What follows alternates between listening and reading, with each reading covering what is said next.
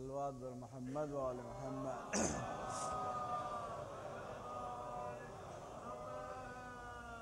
اعوذ باللہ من الشیطان اللعین الرجیم. بسم اللہ الرحمن الرحیم.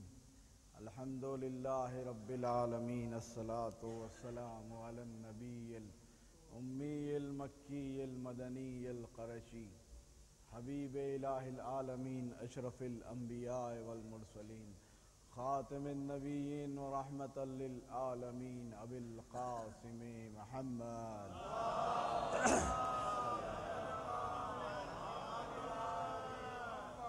واہل بیتہ الطیبین الطاہرین المعصومین المظلومین ولعنت اللہ علی اعدائہم اجمعین من یومنا ھذا الی یوم الدین.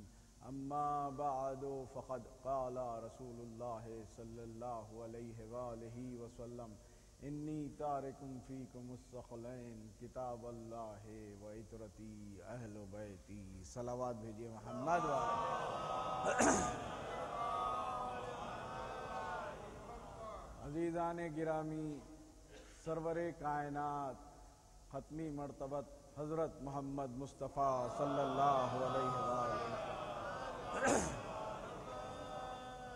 اپنی آخری حدیث میں کہہ رہے ہیں کہ میں تم میں دو گراں قدر چیزیں چھوڑے جا رہا ہوں، ایک کتاب یعنی قرآن اور دوسرے عطرت یعنی اہل بیت. اور پھر حدیث آگے یہ ارشاد فرمائی کہ اگر میرے بعد تم چاہتے ہو کہ گمراہ نہ ہو تو ان دونوں سے تمسک رکھنا، یہ دونوں کبھی جدا نہیں ہوں گے اور یہاں تک کہ میرے پاس حوض کوثر پر پہنچیں گے. تو آپ نے دیکھا کہ رسول اکرم نے کہا کہ میں تم میں قرآن چھوڑے جا رہا ہوں اور اہل بیت چھوڑے جا رہا ہوں، اور عظمت بھی بتائی دونوں کی. ہم نے دن میں دیکھا کہ رسول نے کہا کہ قرآن کا پڑھنا ثواب ہے، قرآن کا دیکھنا ثواب ہے، قرآن کا سننا ثواب ہے. اسی طرح سے اہل بیت کے لیے بھی ارشاد ہو رہا ہے کہ علی کے چہرے پہ نظر کرنا عبادت ہے، علی کے چہرے پہ نظر کرنا عبادت ہے، ذکر علی کرنا عبادت ہے. صرف ذکر کرنا عبادت نہیں ہے بلکہ سننا بھی عبادت ہے. بلکہ ایک منزل آگے بڑھ کے رسول نے کہا کہ حب علی عبادہ. اگر کسی وجہ سے ذکر علی نہ ہو سکے تو حب علی عبادہ. یہ کہہ کے رسول نے بتا دیا کہ تم ساری زندگی اپنے حیات کا ہر لمحہ عبادت میں صرف کرو گے اگر دل میں محبت علی ہو. صلوات بھیجئے محمد و آل محمد.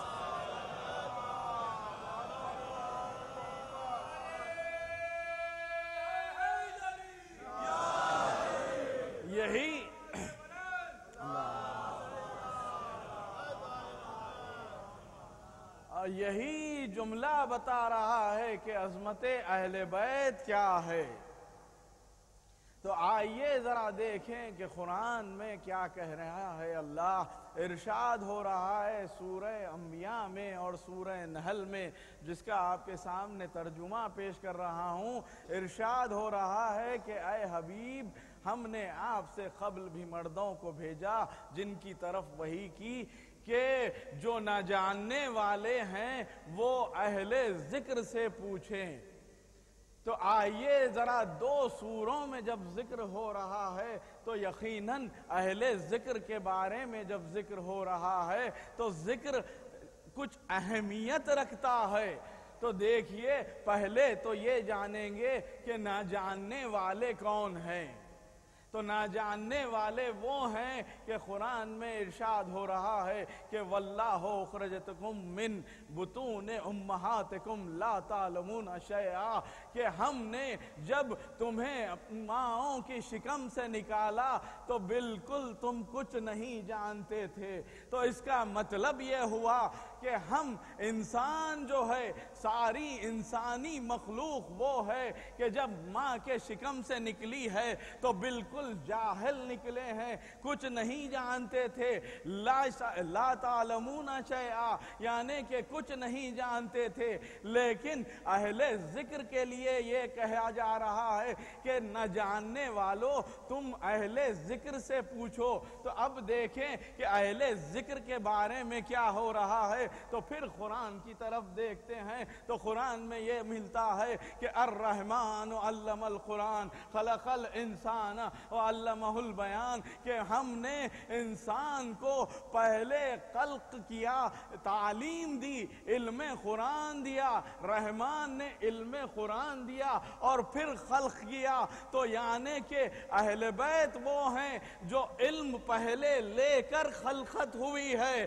اور پھر ہم وہ ہیں کہ بنی آدم وہ ہیں کہ جو اس دنیا میں آئے بعد علم سیکھتے ہیں۔ صلوات بھیجئے محمد وآل محمد۔ تو بے شک منزلت اہل بیت کی الگ ہوگی اور وہی اہل ذکر ہوں گے۔ تو آئیے ذرا دیکھیں کہ جب قرآن کہہ رہا ہے کہ الرحمن علم القرآن، تو ہم نے ساری کائنات میں دیکھ لیا کہ کوئی ایسا نہ ملا کہ جو پیدا ہوتے ہی قرآن سنائے یا کوئی دوسری کتاب سنائے، لیکن ایک ہی ہستی تھی، وہ مولا کائنات۔ جیسے ہی کعبے سے باہر آئے، ایک مرتبہ زبور کو سنایا، توریت کو سنایا، انجیل کو سنایا، قرآن کو سنایا۔ رسول نے کہا کہ تم توریت موسیٰ سے بہتر پڑھے یا علی، انجیل عیسیٰ سے بہتر پڑھے یا علی، زبور داؤد سے بہتر پڑھے یا علی۔ پھر کہا کہ یا علی قرآن آپ بالکل ویسے ہی پڑھے جیسے میں پڑھتا ہوں۔ صلوات بھیجئے محمد والے محمد۔ تو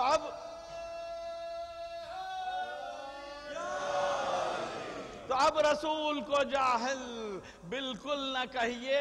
رسول صرف اسی لیے نہیں سنائے کہ کوئی گواہی دینے والا موجود نہیں تھا۔ یا علی یا علی مولا نے آتے ہی اسی لیے سنایا کہ گواہی دینے کے لیے رسول موجود تھے۔ صلوات بھیجئے محمد وآل محمد۔ جی ہاں، تو آئیے ذرا دیکھیں کہ رسول کیا کہہ رہے ہیں اہل بیت کے لیے۔ تو ہم نے یہی دیکھا کہ شہزادی کے لیے کہا کہ فاطمہ بضعۃ منی، کہ فاطمہ میرا ٹکڑا ہے، میرا ٹکڑا ہے۔ تو کہا بس یہی کہنا کافی ہے کہ اگر رسول اشرف الانبیاء ہے تو منزلت وہی ہوگی شہزادی کی بھی۔ یہی وجہ تھی کہ جب بھی شہزادی آ جاتی تھی رسول تعظیم کے لیے کھڑے ہو جاتے تھے۔ یہی وجہ ہے، بلکہ یہی نہیں، آئیے ذرا دیکھیں کہ رسول کیا کہہ رہے ہیں۔ حسین منی وانا من الحسین، کہ رسول نے کہا دیکھیے دنیا میں آپ کو کئی ایسے لوگ ملیں گے کہ جو رسول سے نسبت جوڑنے کے لیے تیار ہے اور فخر محسوس کرتے ہیں۔ آپ نے دیکھا کہ صحابہ کچھ دن کے لیے اگر صحبت میں رہے تو صحابی کہلانے میں فخر محسوس کیا۔ اور یہی نہیں، جب قرآن سے وحی آتی تھی تو کاتبان وحی لکھ کر اپنے آپ کو فخر محسوس کرتے تھے۔ یہی نہیں، محدثین حدیث بیان کر کے فخر محسوس کرتے تھے، قاری قرآن حفظ کر کے فخر محسوس کرتے تھے۔ لیکن یہ سب جب ہوگا جب رسول ہوں گے۔ لیکن ذرا عظمت امام حسین دیکھیے کہ رسول یہ ارشاد فرما رہے ہیں کہ انا من الحسین۔ صلوات بھیجئے محمد والے محمد۔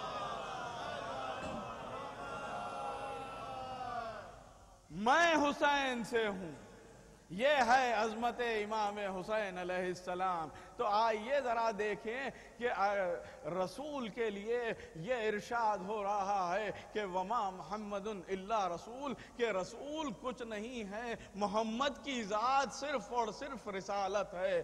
تو اب یہ ہے کہ جو بھی ہوگا، اگر رسول اٹھیں گے تو رسالت ہے، بیٹھیں گے تو رسالت ہے، رسول کا سونا رسالت ہے، بیٹھنا رسالت ہے۔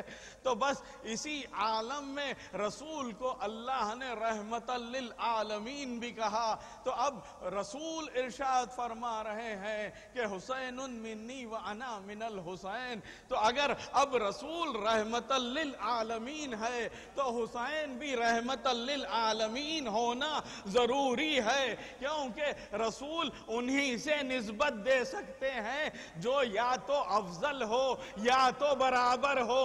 افضل کوئی ہو نہیں سکتے رسول اکرم سے، لیکن ہاں برابر ہو سکتے ہیں۔ اسی لیے کہا کہ انا من الحسین۔ جب کہا تو آئیے ذرا رحمت کے معنی دیکھیں، تو رحمت کے معنی لغت میں یہی ملتے ہیں کہ مشکل کشائی کرنا اور نعمتیں دے دینا، مشکل حل کر دینا اور نعمتیں عطا کر دینا، یہ ہے رحمت کے معنی۔ تو آئیے آپ کو مسجد نبوی لے چلوں، جہاں پر رسول اکرم تشریف فرما ہے، امام حسین تشریف فرما ہے۔ ایک آتا ہے شخص، آ کے کہتا ہے یا رسول اللہ مجھے اولاد نہیں ہے، ایک اولاد چاہیے۔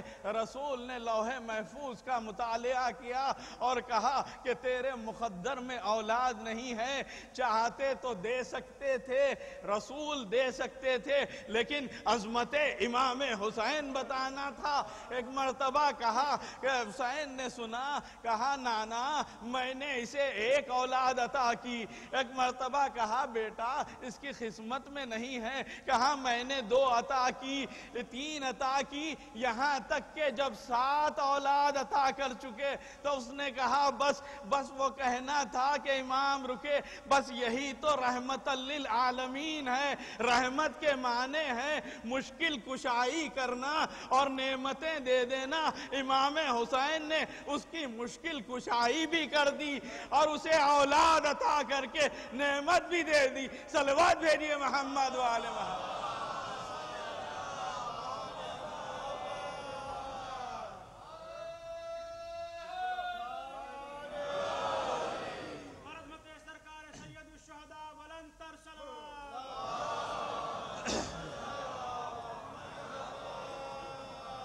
حسین وہ ہیں کہ جن کا اختیار صرف زمین پر نہیں ہے بلکہ آسمانوں پر بھی اختیار ہے۔ کہ آپ نے دیکھا کہ ابھی ظہور امام حسین ہوا ہے کہ ایک مرتبہ جب جبرائیل ایک غول کو لے کر چلے 1000 فرشتوں کے، تو دیکھا کہ فطرس جس پر عتاب نازل ہو چکا تھا، کہا کہ جبریل کدھر کا ارادہ ہے؟ تو کہا کہ میں رسول کے گھر جا رہا ہوں، رسول کے یہاں نواسا ہوا ہے۔ دیکھیے فطرس جانتا تھا، فطرس ہے ملک ہے، لیکن آپ حدیث قصہ پڑھے ہوں گے جس میں ارشاد الہی ہو رہا ہے، جب ملائکہ سے اللہ نے خطاب کیا تو کہا کہ اے ملائکہ، اے آسمان کے رہنے والو، میں یہ زمین نہ خلق کرتا، نہ یہ آسمان خلق کرتا، نہ یہ چاند میں روشنی عطا کرتا، نہ یہ سورج میں چمک عطا کرتا، نہ یہ ستارے بناتا، نہ یہ سمندر بناتا، لیکن میں صرف اور صرف ان پنجے تن کے صدقے میں بنا رہا ہوں جو چادر کے نیچے ہے۔ فطرس جانتا تھا عظمت حسین کیا ہے، اسی لیے جبریل سے کہا کہ اے جبریل مجھے بھی لے چل۔ اب جو جبریل لے کے آیا ہے تو ایک مرتبہ کہا یا رسول اللہ فطرس آیا ہے، کچھ حاجت لے کر آیا ہے، مشکل کشائی چاہتا ہے، حاجت روائی چاہتا ہے۔ کہا کہ جس سے مشکل کشائی چاہتے ہو وہیں پر لے جاؤ۔ رسول چاہے تو کہہ سکتے تھے کہ حسین کا ہاتھ مس کر دو، رسول نے یہ نہیں کہا، کہا کہ جاؤ اور جھولے سے مس کر دو کہ دیکھیے رسول جو بھی کہتے ہیں تا قیامت تک نظر رہتی ہے۔ رسول جانتے تھے کہ ایک زمانہ آئے گا کہ مومنین جھولے استاد کریں گے، علم استاد کریں گے۔ اب جو چیز امام حسین سے منسوب ہو جائے گی آپ جائیں اور دعا کریں، بے شک قبول ہوگی اور شفا بھی ہوگی۔ صلوات بھیجئے محمد والے محمد۔